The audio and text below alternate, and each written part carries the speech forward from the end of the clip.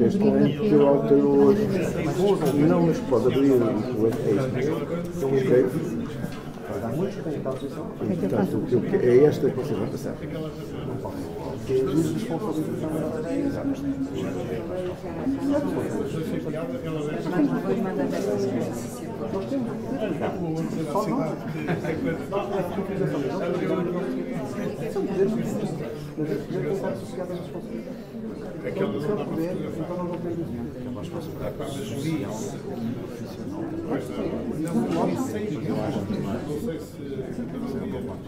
Agora abre-se, já posso?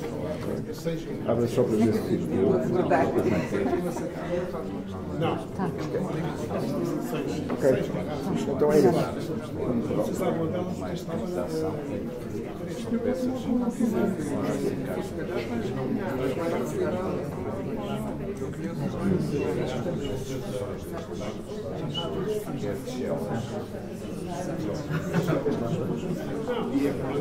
Onde é que isto se põe no play? Oh, Maria, onde é que é aqui o play? Onde é que é aqui o play?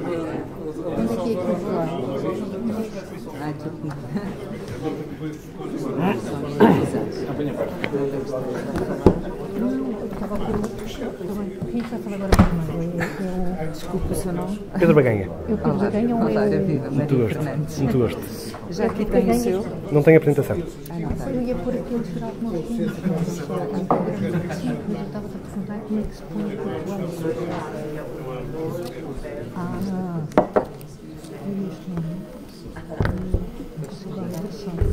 Almoço não, isto não é isto.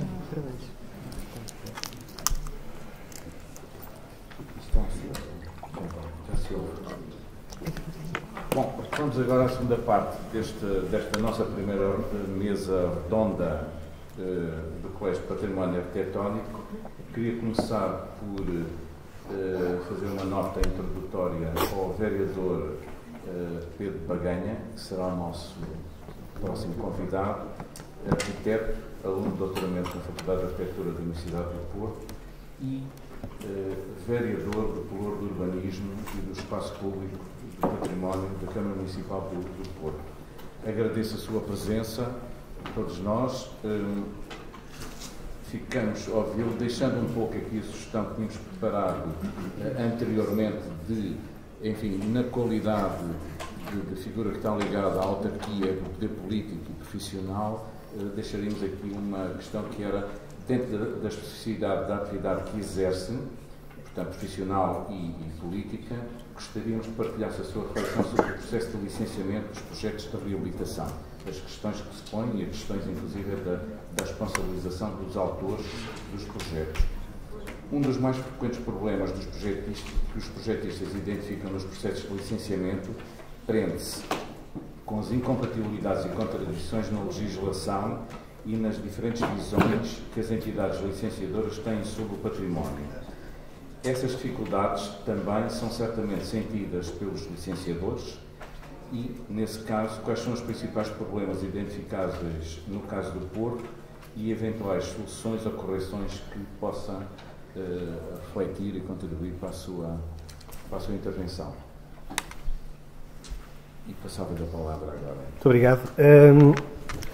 Eu só queria dizer que eu não sou vereador, eu estou vereador, eu sou arquiteto.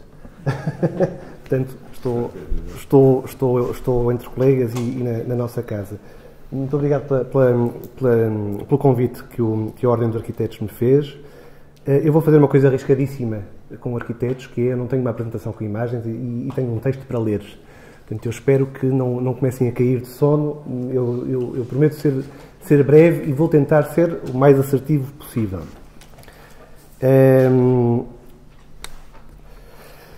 Bem, a política iniciada em 2009 com a publicação da lei que estabelece o regime jurídico de edificação urbana e mais tarde com a publicação do regime excepcional de reabilitação urbana, o Decreto-Lei 53 de 2014, visava agilizar, dinamizar, flexibilizar e simplificar os procedimentos de criação das áreas de reabilitação urbana, criando um procedimento simplificado de controle prévio das operações urbanísticas e regulando as operações de reabilitação, ainda que localizadas fora das ARU, cuja construção tenha sido concluída há pelo menos 30 anos e em que se justifique uma intervenção de reabilitação destinada a conferir-lhe adequadas características de desempenho e de segurança. Corridos cerca de 8 anos, no caso da cidade do Porto, afigura-se que esta política surtiu globalmente os efeitos desejados, apesar de algumas distorções e problemas. No que diz respeito ao enquadramento territorial da política de reabilitação urbana, o município de Porto tem delimitadas ou em delimitação 11 áreas de reabilitação urbana, correspondentes a 26% da área do município. No que diz respeito à gestão urbanística, e atendendo a que a cidade do Porto é relativamente compacta e consolidada, o impacto do RJRU e, em particular, do RERU, foi significativo. No universo dos processos apresentados ao município de Porto entre 2011 e 2017, a intervenção em edificado pré-existente constituiu a esmagadora maioria dos casos, correspondendo a 87% do total de processos tramitados. Verificou-se em idêntico período um crescimento sustentado da atividade urbanística, desde um total de cerca de 500 processos anuais em 2011 até perto de 720 processos no ano de 2017 até novembro, portanto, sem dados de dezembro ainda. O Decreto-Lei 53 de 2014, o RERU, é, como sabemos, um regime excepcional e transitório que prevê a dispensa durante 7 anos de diversas obrigações técnicas e legais na reabilitação de edifícios ou de frações com 30 anos ou mais, independentemente da sua localização ou ainda de edifícios localizados em áreas que já estejam definidas como de intervenção em matéria de reabilitação e que destinem predominantemente ao uso habitacional. Nasceu, como também é do vosso conhecimento, da constatação da difícil adequação às operações de reabilitação das normas técnicas aplicáveis à construção, orientadas genericamente para a construção nova e constituindo, a miúdo, um entrave à dinamização da reabilitação urbana. A partir de 2015, a maioria das obras, portanto, a partir do momento em que entrou em vigor o RERU, a maioria das obras apreciadas pelo município de Porto enquadrou-se no RERU. Nos últimos 3 anos, quase 70% das obras de reabilitação na cidade disseram respeito a programas de habitação. Como é sabido, o RERU prevê a dispensa temporária do cumprimento de algumas normas relativas à construção, desde que as operações urbanísticas, e isto é importante, não originem desconformidades ou não agravem as existentes. Ou então, que contribuam para a melhoria das condições de segurança e salubridade do edifício ou fração, nos termos do artigo 2º da referida lei. Com esta formulação, o diploma apresenta-se muito flexível, porventura demasiado, uma vez que, face ao termo de responsabilidade do técnico autor do projeto, a entidade licenciadora acaba por aceitar inúmeras desconformidades à regulamentação que se aplicaria no caso de inexistência do RERU. Embora a publicação do diploma fosse feliz no reconhecimento do desajuste regulamentar vigente e da urgência da revisão da legislação da construção, a verdade é que apresenta alguns defeitos conceptuais relacionados com a sua gênese e alguns problemas nos resultados obtidos. Em primeiro lugar, por se tratar apenas de um regime transitório, não resolve a raiz da questão regulamentar, afigurando ter sido a sua concepção provavelmente motivada apenas pela dimensão económica do problema da reabilitação. Por outro lado, o RERU isenta ou simplifica, talvez de forma pouco ponderada, o cumprimento de normas essenciais que garantem a segurança e a salubridade dos edifícios. E, finalmente, muitas das obras de reabilitação que o RERU permitiu originaram resultados menos conseguidos no que diz respeito à defesa dos valores patrimoniais, construtivos e arquitetónicos. Apesar de reconhecermos algumas virtudes na publicação de emergência do RERU, porquanto a adaptação da normativa geral muitas vezes se revelava um entrave a operações de reabilitação urbana, a verdade é que a sua aplicabilidade se revelou porventura demasiado abrangente, já que as desconformidades aceitáveis não foram balizadas pelo diploma, permitindo-se uma amplitude de intervenções que muitas vezes atraiçoou os propósitos basilares que levaram à sua concepção. A extrema simplificação da regulamentação aplicável, aliada à liberalização total das atividades económicas, ao abrigo do licenciamento zero, provocou um incremento espetacular na atividade de reabilitação, o que se saúda, mas teve um contributo limitado na promoção da qualidade dessa reabilitação e, paradoxalmente, acabou por contribuir para o agravamento do problema da habitação no centro histórico da cidade. Como exemplo, posso referir que no Porto, com a entrada em vigor do RERU, a maioria dos projetos de arquitetura passou a não respeitar as áreas mínimas definidas pelo Regeu, proliferando, em determinada altura, a excessiva fragmentação das habitações unifamiliares tradicionais em unidades cada vez menores. Para reverter esta realidade, e dessa forma indiretamente controlar a proliferação do alojamento local e a exiguidade das unidades de habitação aprovadas, o município de Porto sentiu necessidade de definir em código regulamentar normas supletivas com áreas mínimas admissíveis para os fogos reabilitados. Quer isto dizer, portanto, que o município do Porto sentiu já a necessidade de complementar o RERU, apertando a malha regulamentar aplicável à apreciação dos processos de reabilitação e diminuindo parte da amplitude conferida originalmente pela lei, utilizando as prerrogativas que o REGOE confere aos municípios e exercendo a sua autonomia local. A este propósito, perdoem-me se aproveito este momento para expandir a questão da reabilitação para além da mera leitura crítica da regulamentação que fiz até agora.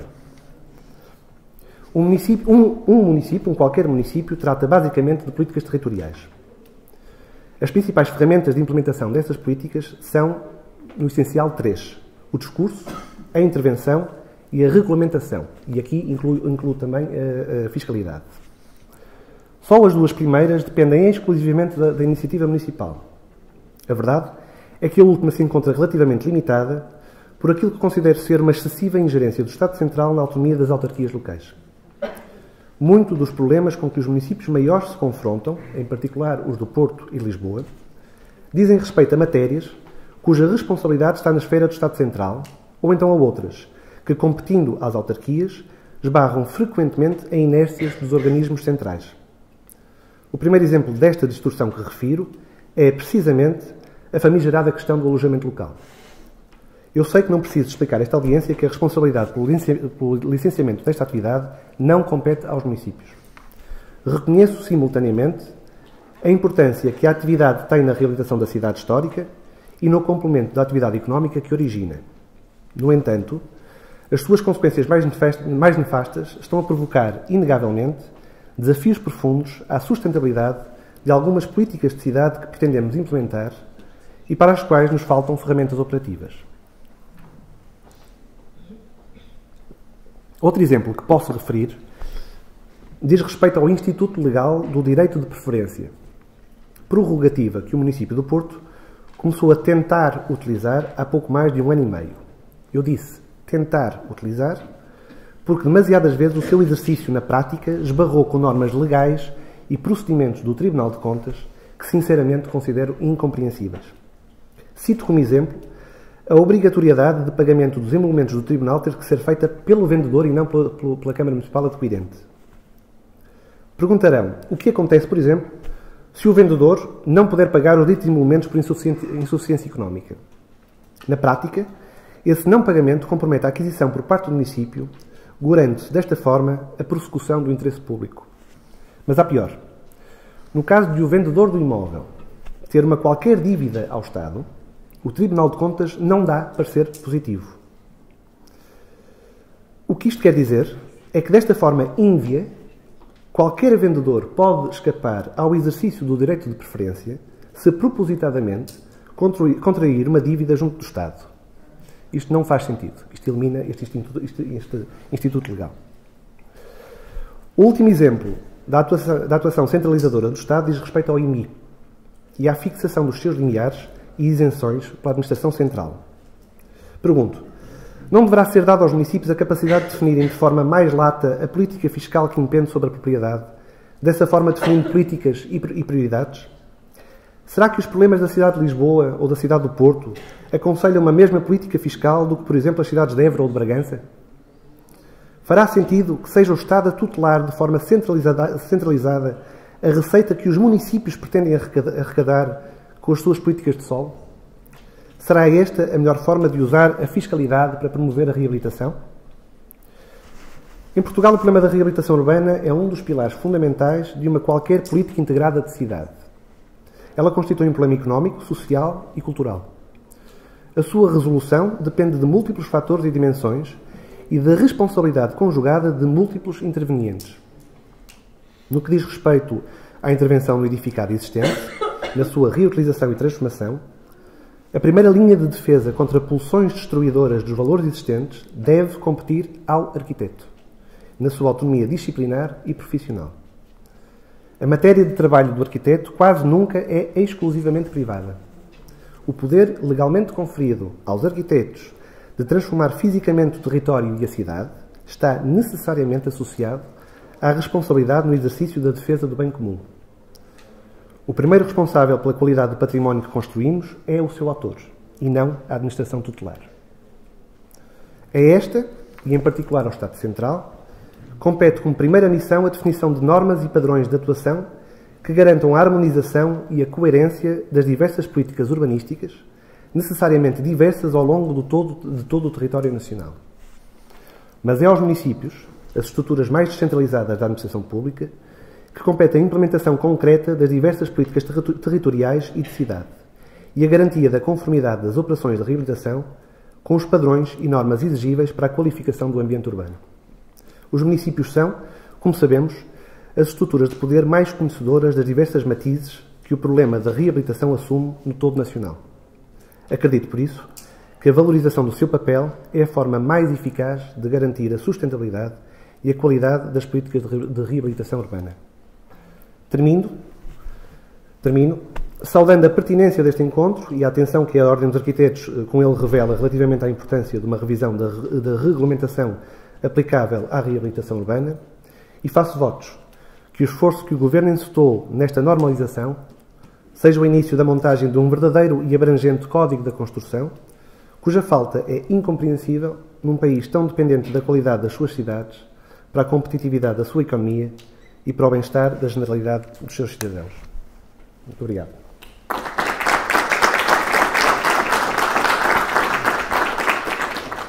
Bom, eu agradeço ao arquiteto Pedro Baganha esta sua pertinente intervenção, ainda na qualidade de Estado vereador, que me parece curiosa, mas é justamente neste aspecto, e são 3 tópicos, enfim, que poderiam ficar para a discussão, que me parecem verdadeiramente importantes, que é a questão política e da junção de 2 valências, neste caso de formação profissional, com o desempenho com o Estado de vereador, de facto a política como momento de decisão e de definição das prioridades, acho isso absolutamente necessário também nesta discussão sobre as questões do edificado, do património e da reabilitação, que é o que nos traz aqui.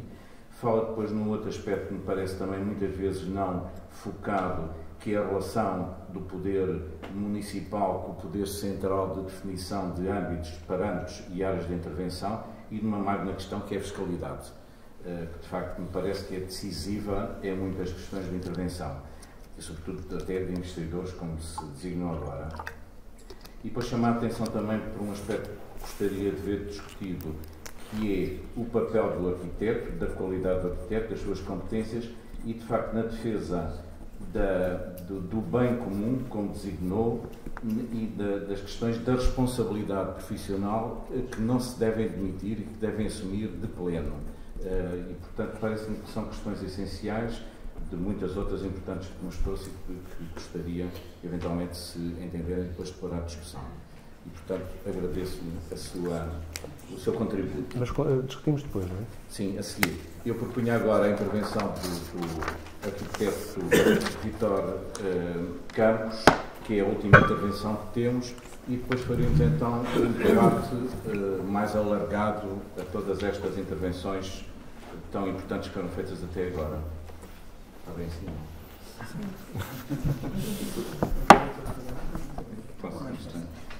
Bom, enquanto as coisas... O arquiteto Vítor Campos é investigador, arquiteto, coordenador do Núcleo de Estudos Urbanos e Territoriais do Laboratório Nacional de Engenharia Civil, esteve como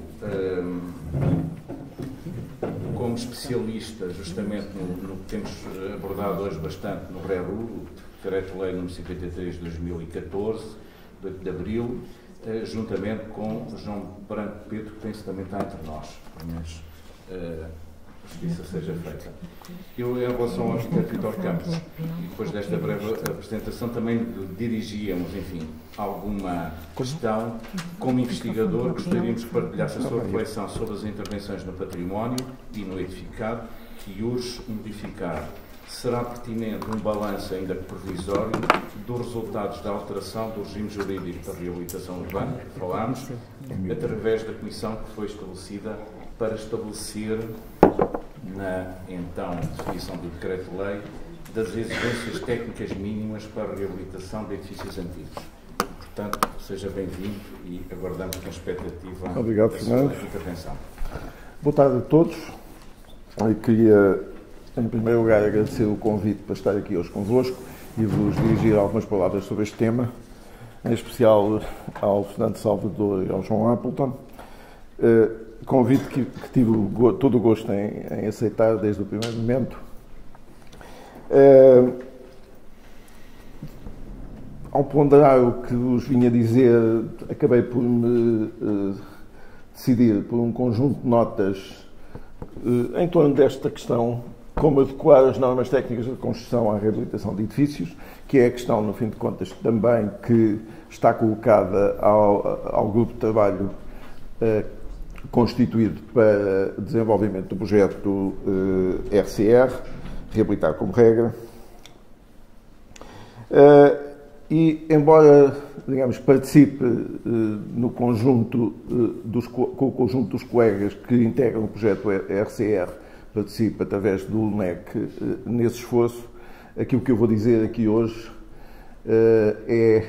digamos, são as minhas opiniões e as opiniões do coautor da comunicação de suporte que escolhi, que é o nosso colega João Branco Pedro, e, portanto, não vinculam o projeto RCR, o que vou dizer é meramente o resultado, no fim de